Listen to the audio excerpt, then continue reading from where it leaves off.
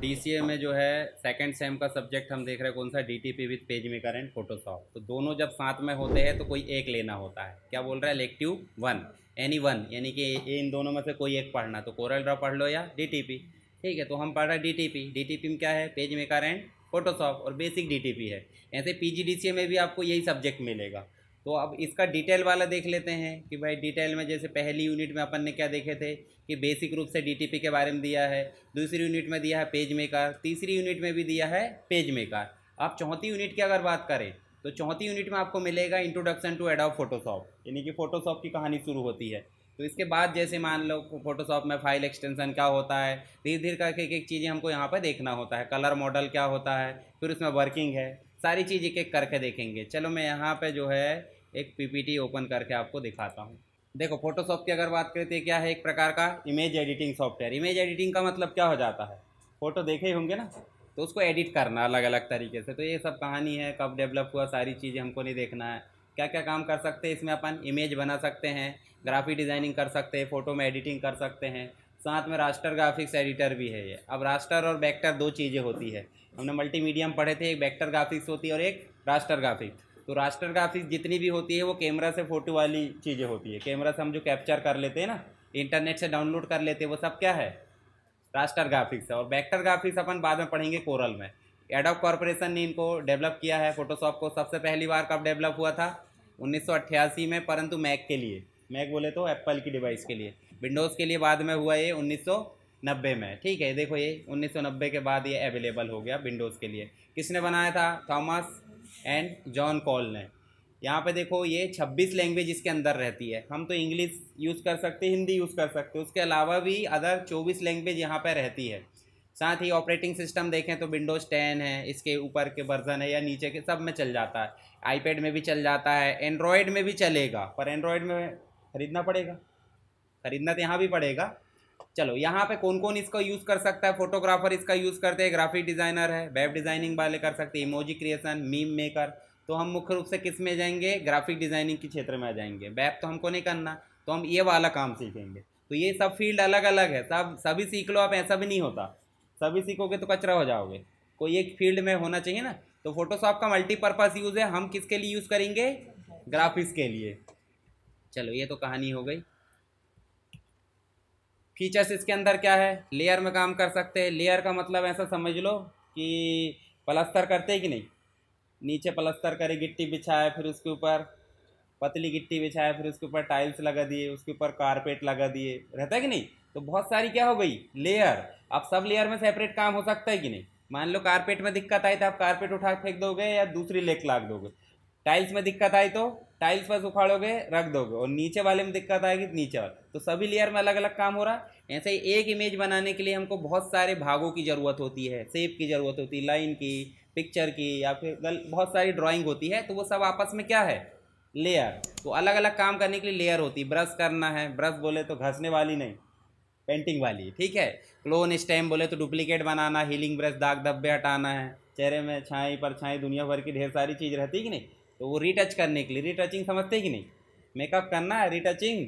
तो आप मेकअप भाई सुने ही होंगे कहीं ना कहीं, दुल्हन सस्ती तब देखे होंगे ना, रीटच करना मतलब जो चीज़ लगा दी उसी फिर से फिनिश करना। ऐसे यहाँ रीटचिंग टूल होते हैं जिसमें हीलिंग ब्रश भी आ जाता है। हिस्ट्री ब्रश का मतलब कौन कौन सी चीज़ों को चुपड़े हैं मुंह में, तो वो पास देखना पड़ता है, अलग अलग डब्बे दिखते हैं। ऐसे यहाँ पे भी हमको देखने को मिल जाता है पुरानी कितनी चीज़ों में हमने काम करे हैं फोटोशॉप में, इमेज में।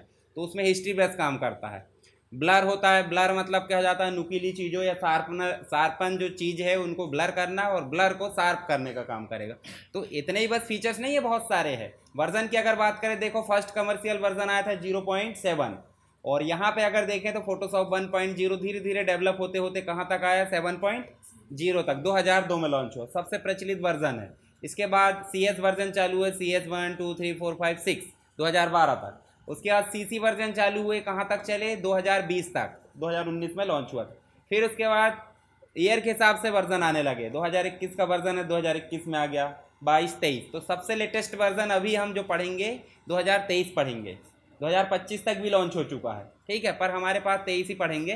तो उसके पहले हम क्या पढ़ने वाले, एडोब फोटोशॉप 7, ठीक है। तो ये सीख लेंगे तो ये सारी चीज़ें आगे बन जाएगी। अब जब बात हो रही ग्राफिक्स की, तो ग्राफिक्स, कंप्यूटर ग्राफिक्स के अंतर्गत देखें तो हम ग्राफिक्स किसको बोलेंगे, बताओ जरा। इमेज को, इमेज हो सकती ना। इसके अलावा और क्या हो सकता है, एक लाइन होती है उसको भी क्या बोलेंगे, ग्राफिक। चार्ट, ये सारी चीज़ें किसके अंतर्गत आ जाएगी, कंप्यूटर ग्राफिक्स। तो ये एक प्रकार से स्क्रीन पे जो भी हम ड्रॉ करेंगे, लाइन बनाएं, ग्राफ बनाए या चित्र कुछ भी बना दे, वो सब क्या कहलाएगी, कंप्यूटर ग्राफिक्स कहलाएगी।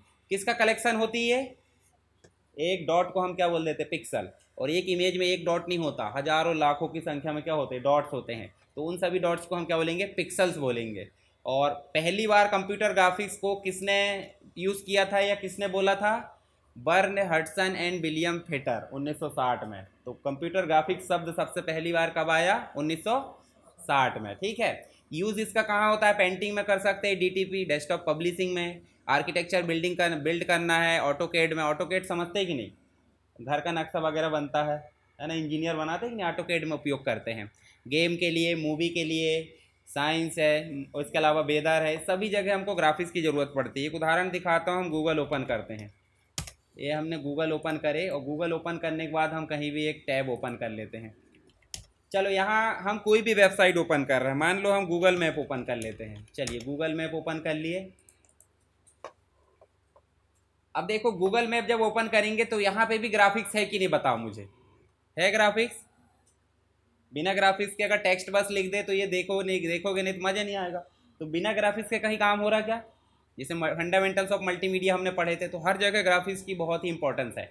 तो ग्राफिक्स जो होती है दो प्रकार की होती है, कौन कौन सी, रास्टर ग्राफिक्स और एक वेक्टर ग्राफिक्स। रास्टर ग्राफिक्स मतलब कैमरे से कैप्चर की गई हो, स्कैनर से स्कैन की गई हो, जो पिक्सल से बनी होती, क्या कहलाती है, रास्टर ग्राफिक्स। परंतु जिन ग्राफिक्स को अपन लाइन है या फिर शेप है, इनकी सहायता से बनाते हैं। जैसे उदाहरण के लिए अगर हम चलें कहाँ पे, फोटोशॉप ओपन कर लेते हैं 7.0, ये ओपन कर लेते हैं। ओपन करना तो आपसे बन ही जाएगा।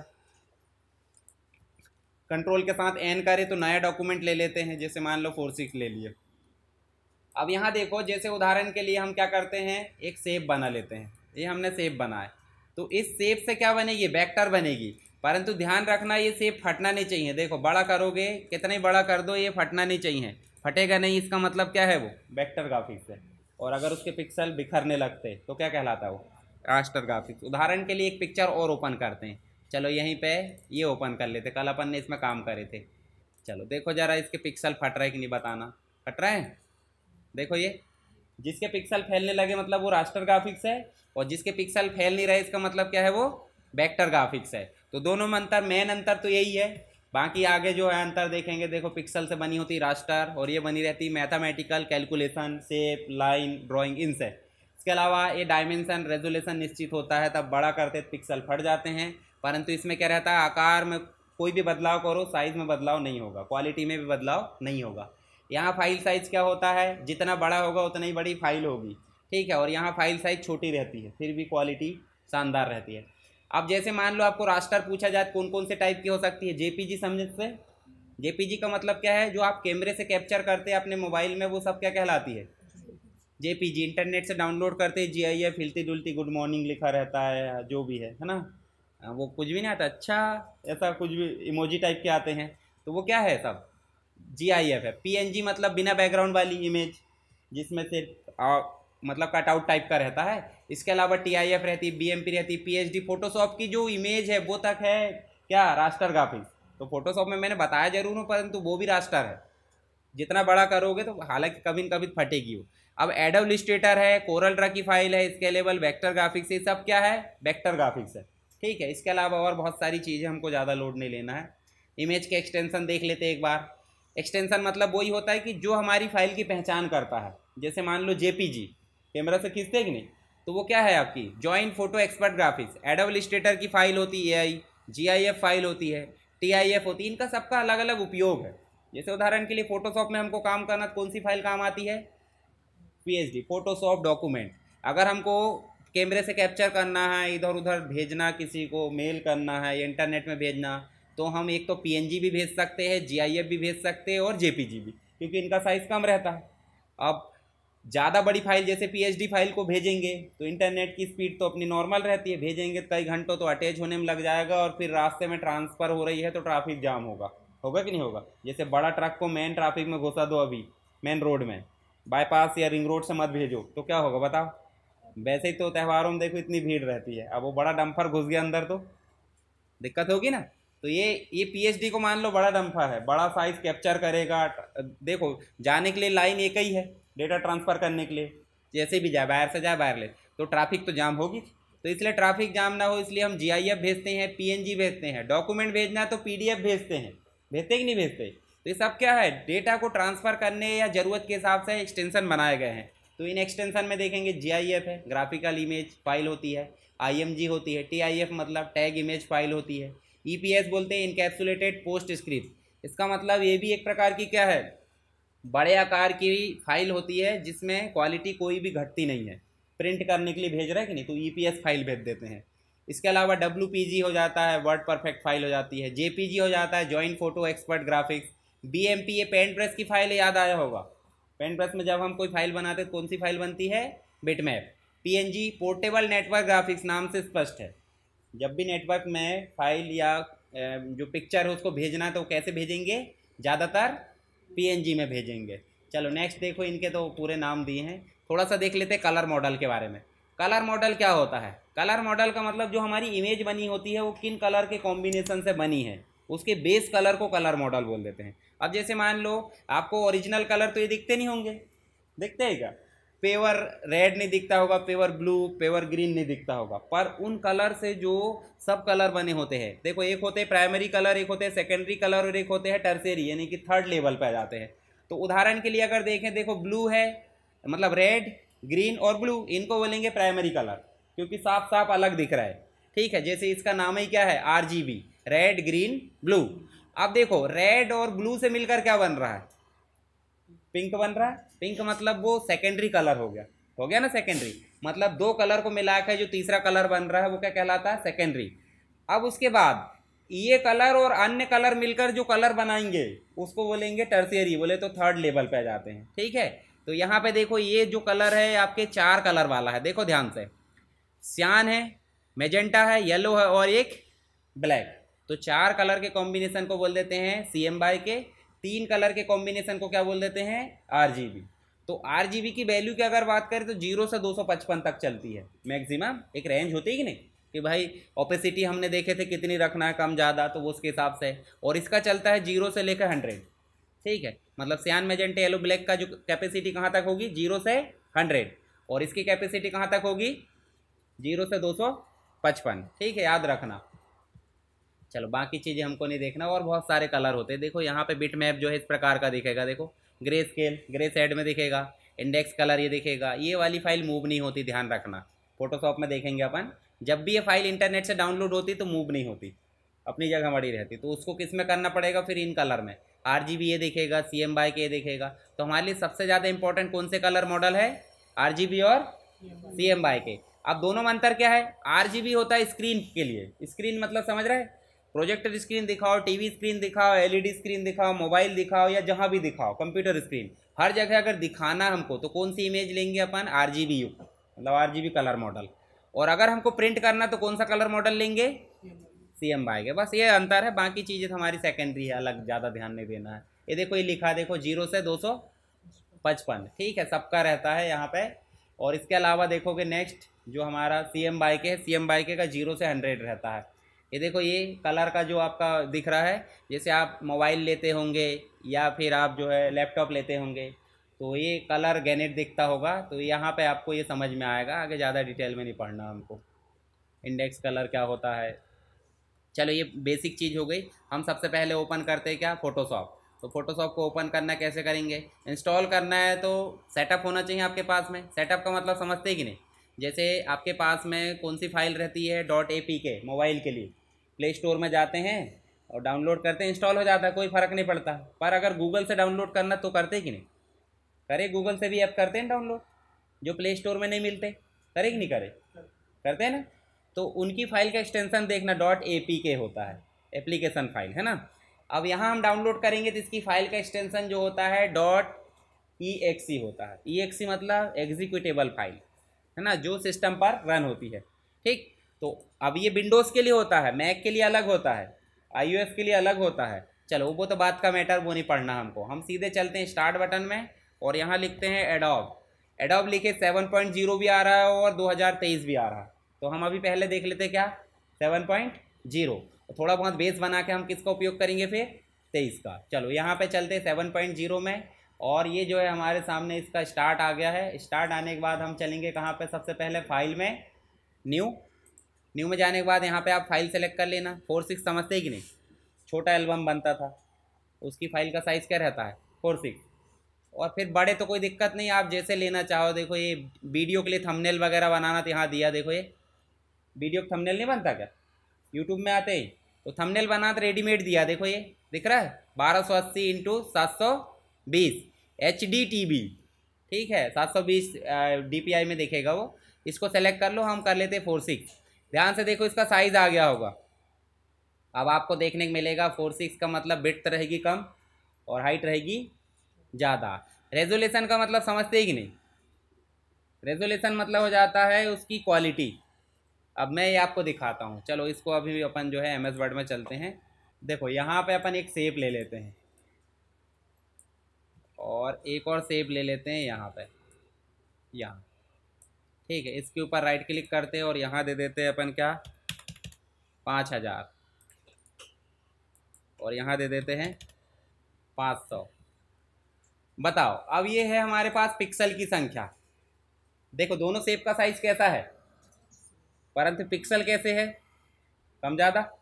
अब बताओ मुझे 5000 पिक्सल है मतलब 5000 डॉट है, 5000 डॉट है वहाँ, और 5000 डॉट है तो इसमें भीड़ ज़्यादा रहेगी, और इसमें 500 डॉट है तो इसमें कैसी रहेगी भीड़। अब भीड़ कम रहेगी तो दूसरी जगह दिख जाएगी, जैसे मान लो 10-20 जन है, धरती भी दिख जाती है, और घचा घच भरे पूरे ग्राउंड में तो धरती दिखती ही क्या, मुंडी दिखती है। तो मतलब जहाँ भीड़ ज़्यादा है वहाँ प्लेन बिल्कुल चका, क्वालिटी अच्छी रहेगी, धरती नहीं दिखेगी। परंतु जहाँ धरती दिख रही इसका मतलब क्या है कि आदमी व्यक्तियों की संख्या कम है, ऐसे पिक्सल की संख्या कम है तो इमेज कैसी दिखेगी, फटी फटी दिखेगी ना। और जबकि यहाँ पे व्यक्ति 5000 है तो सिर्फ क्या बोलेंगे भाई व्यक्तियों से पटा हुआ पूरा ग्राउंड, तो क्वालिटी कैसी रहेगी, अच्छी। तो आप समझ जाओ ये रेजोल्यूशन कम है और ये रेजोल्यूशन ज़्यादा है। एक जगह पर जितने पिक्सल रहेंगे वो कहलाती है उसकी क्वालिटी, उसी को बोल देते हैं रेजोल्यूशन, ठीक है। रेजोल्यूशन कम है तो क्या होगी, क्वालिटी ख़त्म, है ना। और जहाँ रेजोल्यूशन अच्छा बोले तो पिक्सल की संख्या ज़्यादा है तो क्वालिटी अच्छी रहेगी। अब सिंपल सी बात है, जहाँ क्वालिटी अच्छी उसका इमेज का साइज़ कैसा रहेगा, बड़ा रहेगा कि नहीं रहेगा। और जहाँ इमेज का साइज़ छोटा है बोले तो पिक्सल कम है, इसका मतलब इमेज साइज घट जाएगा। देखो ज़रा यहाँ पे हम करके देखते हैं। रेजोल्यूशन रहता है स्टैंडर्ड 300, प्रिंटिंग के लिए लेते हैं तो प्रिंटिंग के लिए अगर अपन CMYK के ले रहे हैं या जो भी ले रहे हैं तो 72 भी ले तो चलता है। पर JPG अगर प्रिंट करना है, जैसे पासपोर्ट साइज प्रिंट कराने जा रहा है आप दुकान, तो आपको कौन सा रेजोल्यूशन लेना पड़ेगा 300। पर इमेज कभी कभी अपलोड भी तो करना पड़ता है, कहाँ पे, इंटरनेट में। फॉर्म भरते कि नहीं भरते, फॉर्म भरते होंगे तो वहाँ आपको लगती होगी इमेज साइज़ कम करो, तो आप कितना ले लोगे 72, ये मिनिमम है। अब 1 तक जा सकते हैं पर 72 के नीचे जाओगे तो ख़त्म है ना। तो ये 72 भी ज़्यादा ही कम हो गया, हम कर लेते हैं 150। तो ये 150 जैसे करे देखना इमेज का साइज़ कितना हो गया 1.54 हो गया। अगर हम कर देते इसको 300 कर रहे हैं, देखो क्या हो रहा है 6.18। तो बताओ मुझे पिक्सल बढ़ रहा है तो भीड़ बढ़ रही है, और भीड़ बढ़ेगी तो मैनेज करना पड़ेगा, जगह ज़्यादा लगेगी, जगह ज़्यादा लगेगी किराया ज़्यादा लगेगा, बोले तो MB ज़्यादा लगेगी, नहीं लगेगा। MB का मतलब डिस्क में स्पेस ज़्यादा। अब ज़्यादा व्यक्ति रहेंगे तो एक ग्राउंड में नहीं समा रहा है तो 2-4 ग्राउंड लेना पड़ेगा, तो 2-4 ग्राउंड पर किराया नहीं लगेगा। तो ऐसे ही यहाँ इमेज में पिक्सल की संख्या बढ़ रही तो क्या हो रहा है, डिस्क स्पेस भी बढ़ रहा। और अगर पिक्सल की संख्या हम कर दे रहे हैं 72, तो ध्यान से देखना 365 KB बचा। जरा से व्यक्ति एक तो छोटे हॉल में आ गए, छोटा सा किराया लगा, है कि नहीं, डिस्क का स्पेस कम लगा। तो रेजोल्यूशन के ऊपर ही पूरा खेल है इमेज साइज का, समझ गए। चलो यहाँ पे हम रख लेते हैं कितना 300, अभी 3000 रखोगे देखो 618 MB की हो गई, और 300 रखोगे तो वही डॉट लग गया, फिर 10 गुना कम हो गई ना। चलो यहाँ पे ये हो गया। अब हम जो है बताओ मुझे, 2 ही कलर मुख्य रूप से रहते हैं हमारे, बाकी सब थ्योरी है। RGB मतलब हो जाता है स्क्रीन पे दिखाना उसके लिए, और अगर CMYK के ले रहे हैं इसका मतलब क्या है, प्रिंट करना है। तो अब बताओ मुझे अभी क्या कर रहे हैं आप, स्क्रीन ही कर रहे हैं ना, कि प्रिंट करना अभी। हाँ, और प्रिंट के लिए करना तो नहीं, प्रिंट के लिए करना तो CMYK लेना, परंतु CMYK कब लोगे, जब आप जैसे मान लो न्यूज़पेपर प्रिंट करना है, कोई ऐड प्रिंट करना है, जो भी फ़ोटो प्रिंट करना तो आप RGB में काम चला सकते हैं, ठीक है, रेड ग्रीन ब्लू में।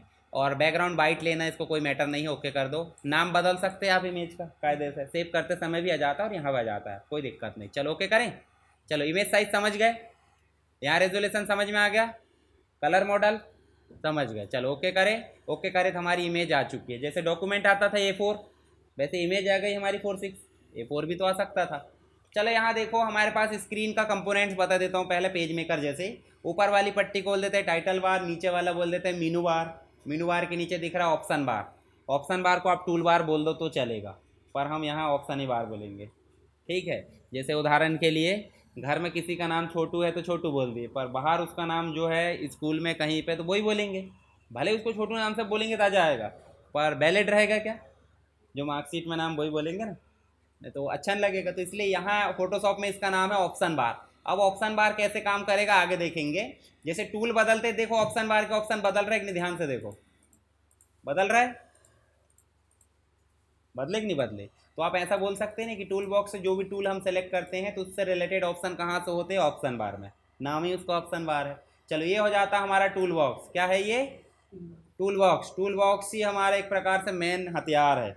मेन हथियार का मतलब समझते हैं कि नहीं? जैसे हम कुछ काम कर रहे हैं, इलेक्ट्रीशियन है तो उसका एक टूल बॉक्स होता है, ठीक है। अलग अलग व्यक्ति का टूल बॉक्स होता है, बाइक सुधारते हैं उनका अलग टूल बॉक्स होता है। तो टूल बॉक्स ही मेन हथियार है। वो नहीं रहेगा तो काम होगा क्या? तो ऐसे ही यहाँ पे टूल बॉक्स मेन हथियार है आपके। और दूसरा, जहाँ डिज़ाइन कर रहा है आप टूल बॉक्स रख लिए हैं और बाइक नहीं आई सुधारने वाला, मतलब जो सुधारने वाला वो नहीं आया, तो दिन भर टूल बॉक्स रख के कोई फ़ायदा क्या? तो सुधारने वाला भी तो चाहिए, सुधारने वाला बैठा टूल बॉक्स लेकर। तो जिस एरिया में हम टूल बॉक्स का काम करते हैं वो design window main image area कहलाता है, ठीक है। और बाकी वर्किंग एरिया तो है ही, कहीं भी रोड पर सुधारने बैठ जाओगे कि बाइक, एक जगह दुकान लोगे, कहीं ना कहीं बैठोगे, तो जो बाकी वर्किंग एरिया बोल सकते हैं इसको, बाकी सब क्या है? Working area, image area, tool box. और ये जो बाकी की चीज़ें सहायता करती है, जैसे मान लो इसमें सबसे पहले आ जाती है लेयर पैलेट। देखो ये सबसे ज़्यादा इंपॉर्टेंट है लेयर पैलेट। लेयर पैलेट क्या बताती है कि इस इमेज में आप जो भी इनपुट करोगे या जो भी लाकर ड्रॉ करोगे वो यहाँ दिखेगा लाइन बाय लाइन। जैसे उदाहरण के लिए टेक्स्ट टूल दिख रहा है, हमने पेज मेकर में टेक्स्ट पढ़े थे, तो टेक्स्ट में जाएंगे और यहाँ हम लिख देते हैं टेक्स्ट। चलो टेक्स्ट लिख दिए, हमने लिख दिए यहाँ पे SW। तो ध्यान से देखो, एक था पहले ही ऑलरेडी और एक और जुड़ गया। अब देखो दोनों में अंतर क्या दिख रहा है आपको, ध्यान से देखना। एक में लॉक लगा और एक में नहीं लगा। अब लॉक लगा क्यों? क्योंकि बैकग्राउंड लेयर है। बैकग्राउंड का मतलब हो जाता है बेस लेयर। भाई उसको आप इधर उधर हिला सकते हैं क्या? उदाहरण के लिए हमने यहाँ फर्श बनवाए हैं, फर्श बनवाया तो टेबल कुर्सी कंप्यूटर व्यक्ति स्टूडेंट आए इधर उधर मूव करके कहीं बैठते रह रहा है, पर फर्श को उठा कहीं रखते हैं अपन डेली, तो फर्श कैसा है? लॉक, लॉक है ना। अब जरूरत पड़ी तो उखाड़ के फेंक भी सकते हैं, पर क्यों फेंके? अच्छा लगेगा क्या? नहीं। ऐसी बैकग्राउंड लेयर कैसी रहती है? लॉक। बाकी लेयर को आप इधर उधर एडजस्ट कर सकते हैं। जैसे मूव टूल है, जैसे पॉइंटर होता है पेज मेकर में, वैसे यहाँ मूव टूल देखो इधर उधर किसका दे रहा है, कोई दिक्कत नहीं। जब आपसे हिस्ट्री पूछा जाएगा तो भाई क्या बोलोगे आप कि फर्श में हमारा टेक्स्ट लेयर रखी है। अब कहाँ रखी है? कोई दिक्कत नहीं, रखी है, देखो ऊपर रखी है। अब कभी कभी हम जो है कचरा कूड़ा रख लेते ढेर सारा, कोई आता मेहमान तो फट से ढक भी देते हैं, उसको हाथ नहीं उठाते हैं, कपड़ा डाल देंगे उसके ऊपर, हाँ भाई गंदगी ना दिखे, करते कि नहीं करते? तो ऐसे ही यहाँ पे अगर टेक्स्ट को नहीं दिखाना तो आँख पे क्लिक कर दो, इसको एंटर करो पहले और यहाँ आँख पे क्लिक कर दो। देखो लेयर वही है परंतु कपड़ा ढक दिए। मतलब या तो आँख बंद कर लो, ऐसे तो नहीं दिखेगा कचरा जो भी है, या फिर कपड़ा ढक दो, दो तरीके। तो अभी हमने क्या करे, आँख बंद कर दिए। ऐसे ही जो है हम यहाँ पे शेप ले लेते हैं। जैसे उदाहरण के लिए हम यहाँ पे देखो इसके अंदर जाओगे माउस की क्लिक करके तो देखो सर्कल आ जाएगा, आ गया, देखो उसके ऊपर आ गया सर्कल, आ गया। अब इसका कलर बदलना है, अभी ये वैसे बता रहा हूँ, अभी उपयोग नहीं करना है, उपयोग करोगे भी तो ज़्यादा नहीं बनेगा। ये ब्लैक कर दिए, ठीक है। और इस मूव टूल से उठा के हमने जो है इसको ऊपर कर दिए। अब देखो जरा, वो छिप गया है, छिप गया तो दिक्कत हो गई। वही बात है कि स्टूल के ऊपर व्यक्ति को बिठाना था, व्यक्ति के ऊपर स्टूल बैठ गई, ऐसा होगा क्या? तो पहले कौन रखा जाएगा? पहले स्टूल रखेंगे कि व्यक्ति को रखेंगे? मतलब या तो कारपेट बिछाएंगे पहले, पता चल रहा है व्यक्ति सब बिठा दी, ऊपर से कारपेट ढक दिए, तो क्या होगा? पहले कारपेट बिछाएंगे फिर बोलेंगे आ जाओ बैठ जाओ, बोलेंगे। तो ऐसे ही इसको एक तो अपन ने यहाँ ढक दिए तो अच्छा नहीं लग रहा है, तो हम इसको देखो इस अपन रियल लाइफ में नहीं कर सकते ऐसा, पर इसको उठाकर नीचे करोगे देखो कारपेट नीचे चली गई, टेक्स्ट ऊपर आ गया, समझ गए। तो यहाँ तो कर सकते हैं पूरा, पर नॉर्मल तरीके से नहीं कर सकते हैं। ऐसे अपन बहुत सारे काम कर सकते हैं इसमें। तो ये टूल बॉक्स हो गए, लेयर हो गए। लेयर समझ में आया? लेयर समझ में आई कि नहीं? सब सेपरेट चीज़ें, टेक्स्ट हो, शेप हो, या जो भी चीज़ हम ले रहे हैं वो सब क्या है? लेयर है। और लेयर को हम ऊपर नीचे भी कर सकते हैं, मैनेज कर सकते हैं। देखो ये ऑन ऑफ भी कर सकते हैं, ठीक, लॉक अनलॉक भी कर सकते हैं, परंतु एक ही चीज़ लॉक है, कोई दिक्कत नहीं। यहाँ नीचे भी बहुत सारे ऑप्शन है, किसी लेयर को हटाना, देखो डिलीट ऑप्शन दिया, दिख रहा है? डिलीट करेंगे तो डिलीट भी हो जाएगा, ये देखो हो गया डिलीट। अब इसमें एडिट में जाकर अंडू कर दो, अंडू तो पता ही है आपको, ठीक। तो नई इमेज लेना है, मैं एक दो चीज़ और बता देता हूँ। ये टेक्स्ट बॉक्स वगैरह कुछ लेना है, कोई दिक्कत नहीं। यहाँ एक बॉक्स रहता है जिसका नाम है ग्रेडियंट टूल और एक पेंट बकेट टूल, दिख रहा है? अब ये अंदर का ऑप्शन कैसे खुल रहा है समझ में आए किसी को? जिस भी टूल के ऊपर ले जाकर आप क्लिक करके रखोगे तो उसके अंदर के ऑप्शन खुल जाएंगे, और खुलने के बाद आप अंदर जाओगे, पेंट बकेट टूल में जाओगे। कौन सी लेयर पे कलर करना बताओ ज़रा? बैकग्राउंड, बैकग्राउंड लेयर में जाएंगे और यहाँ पे देखो आपके पास में कलर दिया होगा, ये देखो, ये कौन सा कलर करोगे बताओ? ये कर दो लाइट कलर, और यहाँ ला क्लिक कर दो, ठीक। अब सिंपल कलर हो गया। टाइल्स भी तो बिछा सकते, नहीं बिछा सकते? चलो टाइल्स बिछाना बताता हूँ। यहाँ फोरग्राउंड के बदले में पैटर्न में जाना, और पैटर्न में जाओगे तो देखो यहाँ बहुत सारी चीज़ें नज़र आएगी। चलो ये टाइल्स बिछा देते, है ना भाई, कलर नहीं करना, टाइल्स बिछा दो। टाइल्स के बदले में पैटर्न भी तो बिछा सकते हैं, और दूसरे बहुत सारे हैं, इंटरनेट से डाउनलोड करके ला सकते हैं आप। ये देखो ये भी टाइल्स है, नहीं है टाइल्स? पैटर्न मतलब एक प्रकार से टाइल्स बिछा दी अपन ने। चलो दो चीज़ हमने देखे, एक तो है क्या, पेंट बकेट टूल में जाकर यहाँ फोरग्राउंड कलर करोगे तो सिंगल कलर आएगा, और यहीं पे जाके आप पैटर्न करोगे तो इसमें से आप पैटर्न कर सकते कोई भी, जैसे ऐसे क्लिक करोगे तो देखो टाइल्स बिछ गई, ठीक। और दूसरा आपको लेना क्या, शेप लेकर देखना है ऐसे, जिस भी लेयर पे काम करना वो सेलेक्ट होनी चाहिए। जैसे उदाहरण के लिए आप क्या करवा रहे हैं, मूव, तो अभी कौन सी लेयर सेलेक्ट है? शेप 2। अगर आप इस शेप को मूव कराना चाहते तो उसको पहले सेलेक्ट करना पड़ेगा। अगर आप टेक्स्ट बॉक्स टेक्स्ट में काम कराना चाहते टेक्स्ट को सेलेक्ट करना पड़ेगा, ठीक है। किसी को डिलीट करना है तो फिर से ऐसे सेलेक्ट करो और ऐसे डिलीट कर दो, ये देखो होगा डिलीट। तो आपको शुरुआत से लेकर जितना चीज़ मैंने बताया उतना ही बस काम करना है, और अपने हिसाब से कुछ भी करके देख लेना थोड़ा बहुत।